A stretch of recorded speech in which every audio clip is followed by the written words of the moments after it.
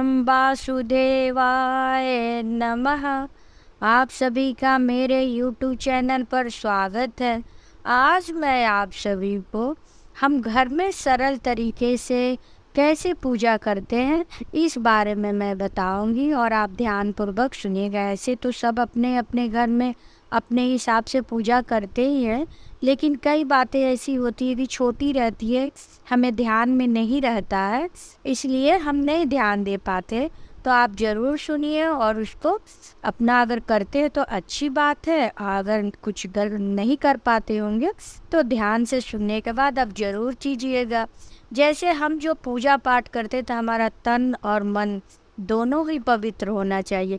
इसके लिए कुछ हमारे नियम बनाए गए हैं कि हम किस तरह से पूजा पाठ करें, और दैनिक पूजा पाठ का अपना अलग महत्व है। इस गृहस्थ जीवन में रह के भी हमें पूजा पाठ करनी चाहिए।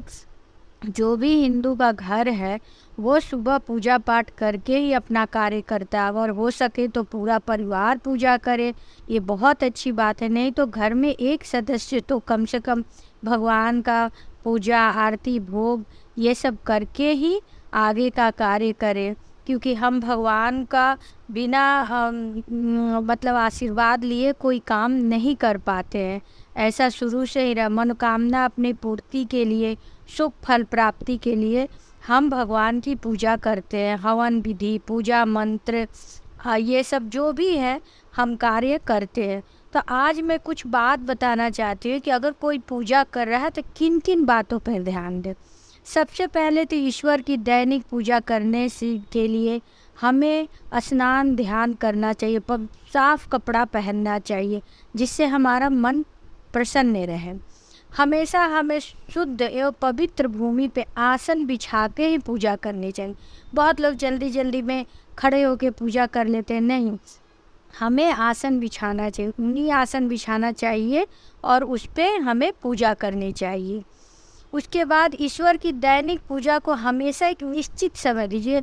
अगर आप बिजी हैं, कहीं जाना आना है, तो कभी कभार समय आगे पीछे हो जाए तो उसकी कोई बात नहीं तो एक नियम रहना चाहिए कि हाँ, हम 8 बजे के अंदर पूजा कर ले, या 10 बजे के अंदर कर ले, या 5 बजे कर ले, जो आपको समय बैठे। एक निश्चित समय होना चाहिए, क्योंकि हम अगर भगवान को अपना समझ करते तो भगवान भी हमारी इंतज़ार करते हैं। उनको हमें नहीं ये करना चाहिए कि आज हम मन है तो 5 बजे किए, कल 10 बजे किए, कभी 8 बजे किए। एक निश्चित समय 5-10 मिनट आगे पीछे चलता है, उसमें कोई बात नहीं है। अपने आराध्य की पूजा हमें हमेशा पूरब दिशा, उत्तर दिशा या पश्चिम दिशा में करना है। दक्षिण की तरफ मुँह करके हमें कभी भी पूजा पाठ नहीं करनी चाहिए। और पूजा करते समय हमारी पीठ देवी देवता के तरफ ना हो, इसका भी ध्यान देना चाहिए। और देखिए, तांबे का पात्र जो रहता है, हम पूजा पाठ में यूज करते, तांबे में कभी भी दूध भी नहीं रखना चाहिए और ना चंदन रखना चाहिए। तांबे के लोटे से या उसकी कटोरी या पात्र, उसमें सिर्फ जल का प्रयोग करें या भोग लगा दे, लेकिन तांबे में चंदन ना लगा। और चंदन जो है हमेशा गाढ़ा रहता है, वही भगवान को हम लगाएं। ये नहीं कि पानी जैसा घोल दे और भगवान को लगाएं, नहीं। चंदन की टीका हम हमेशा मतलब तांबे के बर्तन में ना के पीतल का बर्तन हो उसमें आप रखिए। ईश्वर के लिए जब हम दीप जलाते हैं तो उसके नीचे थोड़ा सा अक्षत हम जरूर रखें, क्योंकि दीप के ऐसे सीधे नहीं रख देना चाहिए, थोड़ा 2-4 दाने आप चावल के अक्षत स्वरूप रख दें। और अगर 2 दीप जला रही हैं तो ऐसा नहीं कि दीप में से दीप लगा के आप एक दूसरे से जलाएं, ये भी हमें नहीं करना चाहिए। और प्रतिदिन हमको पंचदेव की पूजा करना है। ऐसे तो बहुत देवी देवता है, आप सबका कर सकती है, और हम लोग मंदिर में रखते भी हैं हर भगवान का, लेकिन पंचदेव का करना चाहिए। सबसे पहले सूर्य भगवान की पूजा करें। अगर आपके पास सुविधा हो तो आप जाके सूर्य भगवान को जल दीजिए। अगर नहीं हो ऐसी सुविधा तो आप सूर्य भगवान का मिलता है फोटो, आप वो भी घर में रख सकते हैं। नहीं तो आप सूर्य भगवान को देख के गमले में या कहीं भी आप जल दे सकते हैं। उसके बाद हमें गणपति जी की पूजा करनी चाहिए, दुर्गा जी की पूजा करनी चाहिए, शिव जी की और विष्णु भगवान की। ये 5 देव हैं जिन्हें हम पंचदेव के नाम से जानते हैं, और इनकी नित्य हमें पूजा करनी चाहिए। और सबके मंदिर में 5 देवता विराजमान रहते ही हैं। दैनिक पूजा में हमें सुबह शाम आरती करनी चाहिए। सुबह भी आरती कीजिए और शाम को भी। अगर आपके समय है तो आप पाँचों वक्त आरती कर सकती है। अगर सुबह भी आरती या भोग वोग लगा ली, बहुत लोग को टाइम नहीं रहता है, तो शाम के संध्या के समय आप ज़रूर आरती कीजिए। और आरती करने के आरती हमें मेरे एक टाइम तो ज़रूर करनी चाहिए। और आरती हमेशा खड़े होके हमको करनी चाहिए। जैसे पूजा हमें हमेशा आसन पे बैठ के करनी चाहिए, उसी प्रकार हमको आरती खड़े होके करनी चाहिए। और भगवान की जब हम आरती करें तो चरण में भगवान के 4 बार, नाभि में 2 बार और मुख पर 1 बार आरती घुमानी चाहिए। और ऐसा हमें 7 बार करनी चाहिए।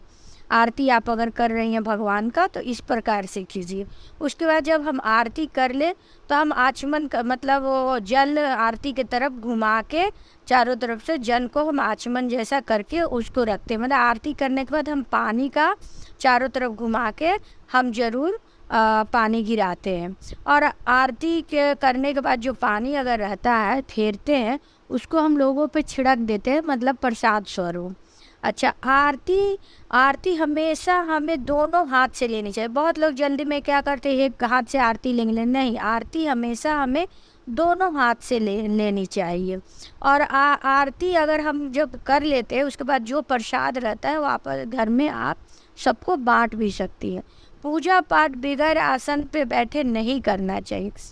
अच्छा, जब आप पूजा कर लेती है आरती वगैरह, तो आसन के नीचे ज़रूर 2 बूंद जल डालें और उसे उठा के माथे पे आप ज़रूर लगा लें। क्योंकि ऐसा माना जाता है कि अगर हम ऐसा नहीं करते तो सारे पूजे के फल जो है इंद्र भगवान को चले जाते। इसलिए जब पूजा समाप्त हो जाए, अब लगे कि हाँ आप आरती, पूजा, माला हर चीज़ कर सकती, हनुमान चालीसा सब पढ़ ली, अब आपको पूजा समाप्त करनी है, तो 2 बूंद जल आप आसन के पास गिराएं और उसको माथे पे लगाएं। और उसके बाद से भगवान से, माता जी से, जिसकी भी आप पूजा करें उनसे क्षमा याचना मांगें कि मैं पूजा करना नहीं जानती, मंत्र जप करना नहीं जानती, भोग लगाना नहीं जानती, मैं कुछ भी नहीं जानती हूँ, फिर भी मैं इस समय आपके दरबार में हूँ, क्षमा प्रार्थी हूँ, आप हमारे पूजा को स्वीकार कीजिए।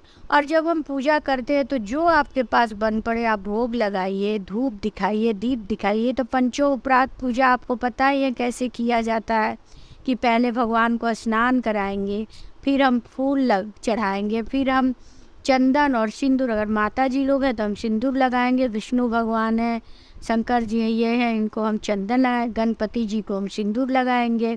उसके बाद से हम भोग लगाएंगे, धूप दीप दिखाएंगे, आरती करेंगे, पूजा करेंगे, शंख बजाएंगे। जब हम भोग लगाते हैं तो घंटी ज़रूर बजाते हैं। और भोग लगाने के बाद भी हमें पानी से पानी औंच के मतलब उसको रखते हैं बगल में, अगर कटोरी है उसमें पानी रखते हैं कि मैंने भगवान को भोग लगाए। तो इस प्रकार से नियम है जो हम सरल तरीक़ा से कर सकते हैं। और लास्ट में हम लोग भगवान से क्षमा मांगते। क्षमा हमें ज़रूर मांगनी चाहिए, क्योंकि जाने अनजाने में हम कितना भी ध्यान दें, कुछ ना कुछ हमसे गलती हो ही जाती है। जैसे कई बार हमको ध्यान रहता है कि नहीं, हमको पहले धूप दिखाना है, बाद में कपूर दिखाना है, तो इन सब चक्कर में कभी कभी हमसे आगे पीछे कोई चीज़ हो जाती है, तो इस पे हमको ध्यान मतलब भूल चूक से हो जाती है। तो इन सब चीज़ों के लिए हमें माफ़ी मांगनी चाहिए कि हे भगवान, हमसे कोई भी गलती हो गई तो उसे माफ़ कीजिए, जाने अनजाने में जो हुआ है। और आप हमारे मंत्रहीन, भक्तिहीन जो पूजा मैंने की है वो सब आपकी कृपा से सब सफल हो। और आपके दरबार में जो भी आके माथा टेकता है भगवान, आप उसकी रक्षा करते हैं। इस प्रकार से हमें दैनिक पूजा करनी चाहिए। और शाम को क्या है, बहुत जगह सारे मंदिर की फूल हटा के फिर हम पूजा पाठ करते हैं, भोग लगाते हैं। अब बहुत जगह होता है कि फूल और सफाई मंदिर का हम दूसरे दिन करते हैं, तो वो आपके घर के ऊपर है। जैसे शाम को आप दीप लगाइए और कपूर की आरती उतारिए। और आपके यहाँ होता होगा तो दरवाजे पे दीप लगाइए, तुलसी जी के पास एक दीप जलाइए और आप आरती कीजिए। अगर सुबह आपको टाइम नहीं है आरती का, तो आजकल तो मोबाइल में भी आरती है, आरती लगा लीजिए और भगवान की आरती कीजिए। तो आपको ये जानकारी कैसी लगी आप ज़रूर कमेंट बॉक्स में बताइए। और मैं जानती हूँ बहुत से वीडियो बनते हैं, लोग सुनते हैं, मैं भी एक प्रयास कर रही हूँ अच्छी बात की कि इसी बहाने मैं भी भगवान को याद करूँ और आप लोग भी भगवान की बात सुने। तो आप ज़रूर मेरे चैनल को सब्सक्राइब लाइक करें। ओम वासुदेवाय